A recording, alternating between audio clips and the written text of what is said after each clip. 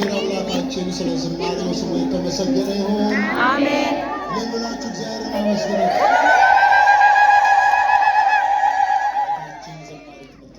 እግዚአብሔር አምላክ ዝማሬ መላእክትን ያሰማልን። የአገልግሎት ዘመኗን በቅድስት ቤተክርስቲያን ያርዝምልን። እሺ ዛሬ ላይ በእንዲህ አይነት መልኩ ጉባኤያችንን እንግዲህ ልናጠቃለን የብፁዕነታቸው አባታዊ ቡራኬ ቃለ ምዕዳን ብቻ ነው የሚቀረው። ተጠቃልልን።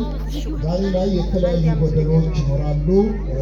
ከድምፁ ጀምሮ እንደዚሁ ደግሞ መቀመጫም ጭምር ብዙ ተደክሟል። መቀመጫዎችን ከተለያዩ ቦታዎች ለማግኘት ነገር ግን እነዚህን ብቻ ማግኘት ስለተቻለ ነው ለዛሬ። ለነገ ወጣቶቹ በተለያየ አቅጣጫ እየሮጡ ስለሆነ ማግኘት በሚቻለው መጠን ሁሉ ለነገና ለተነገ ወዲያ መስተካከል የሚገባቸው ነገሮች በሙሉ በተቻለ መጠን ሊስተካከሉ የሚችሉበትን መንገድ እንጥራለን እናደርጋለን። እናንተ ብቻ ጓደኞቻችሁን እንደዚሁም ደግሞ ቤተሰቦቻችሁን ቀስቅሳችሁ በዚህ ጉባኤ ላይ ያልተሳተፉት ዛሬ ላይ ያልመጡት እንዲመጡ ነገና ከነገ ወዲያ በሚኖረን ጉባኤ ላይ እንዲገኙ እንድታደርጉልን መልእክታችን ነው።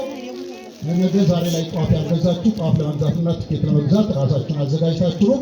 በመጨረሻ ላይ ብፁዕ አባታችን አቡነ መቃርዮስ እጅግ የምንወዳቸው የምናከብራቸው አባታችን እንግዲህ ከሜዳ መስከረም ላይ ተገናኝተን ነበረ ግሸን ደብረ ከርቤ።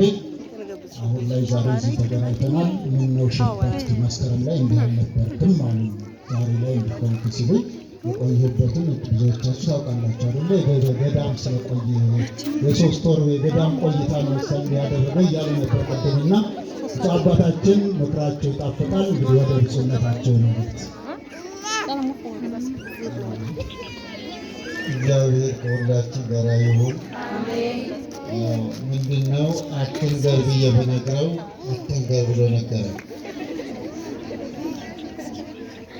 ወጣቶች የዛሬ አበቦች የነገ ፍሬዎች ናቸው።